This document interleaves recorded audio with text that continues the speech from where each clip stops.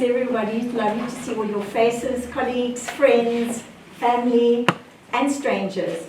It's a great privilege to be here. Thank you so much for joining us.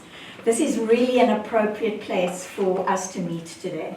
In the context of the book, you'll see in the beginning of the book, we address why the storytelling, why museums and storytelling.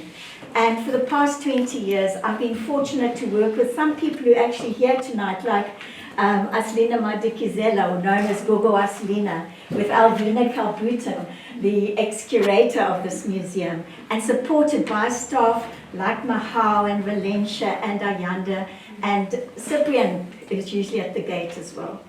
And those years of storytelling have mostly focused on stories exactly as the previous speakers mentioned, where stories are used as a source with experiential learning, where young people come, mostly primary schools, and we have a mock archaeological dig where they engage with the tangible artifacts.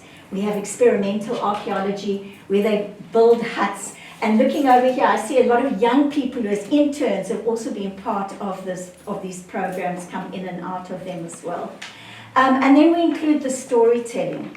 And the young people sit around us like here. We provide the setting. These tiles become the red sand of the Kalahari, because these stories we collaborate with Khoisan-speaking descendants in the Kalahari, predominantly the Krepa and the Or family. We include this in the book as part of our context.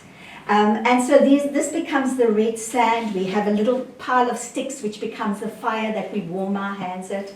There's usually a big tree branch here which has got some curios on it, similar to that little branch over there. And this round light, similar to those over there, becomes the full moon where we are telling the stories around the fire. And I find that storytelling exhilarating. The program is exhausting because it's young people and we're building huts and we're digging in a mock archaeological dig and we're singing and we're dancing, but I find it exhilarating. And it really has a positive impact on my spiritual well-being and of the performers and facilitators who work with me, because we see the feedback from the young people and from the learners who come every year, and the teachers. Our spiritual well-being is impacted because we are able to share about the environment. We can connect with the environment as the program emphasizes sustainable use of materials in pre-industrialization. We connect with each other as we sit and we sing and we interact in the storytelling.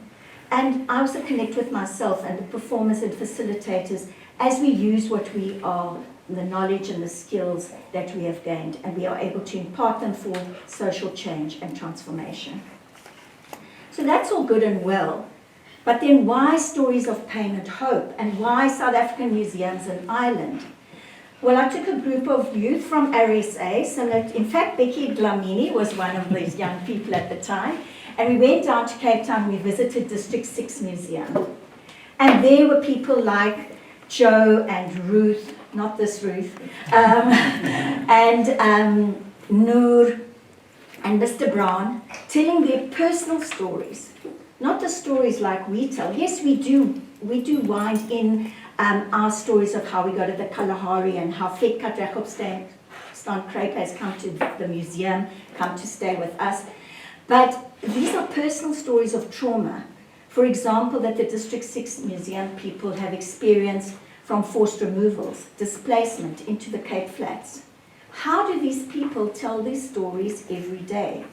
Do they have that same sense of fulfillment and spiritual well-being as what we have in the museum here? So that is what really stimulated my interest in this research. And then when we went to Museum of Free Dairy, where again, Mr. Dlamini was with me and some other RSA youth, we were part of a congress there, and we were exposed to the sectarian conflict and the number of people on both the Unionist and the Republican side that lost their lives. How do those people, like at the Museum of Free Dairy, who are talking about the civil rights, and especially family members, like, for example, Paul, who lost his father on Bloody Sunday, or any of those people, Jean, who lost her brother. How do they tell those stories to tourists, people paying to hear about their pain? And how do they tell them so that when you leave there, you don't feel doom and gloom? After you've been with them, you have a sense of hope. And this is what the book explores. It explores, first of all, interviews with those people, which were part of my PhD, which Ruth helped me steer me through. Sorry, Prof. Ruth helped me steer me through that.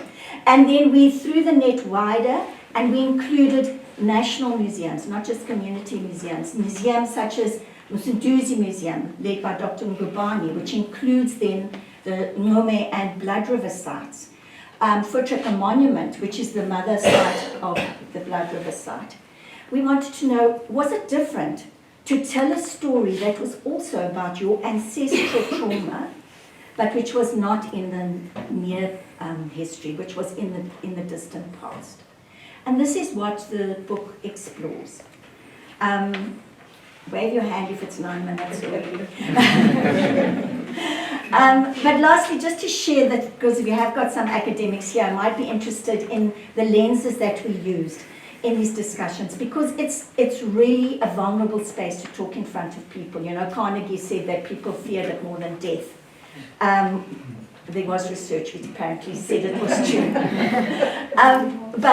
So here you have people that got experienced pain, and now they are exposing themselves, being vulnerable, speaking to tourists who don't necessarily have the same ideology as them. And the same thing happens in the Ngome and Blood River sites.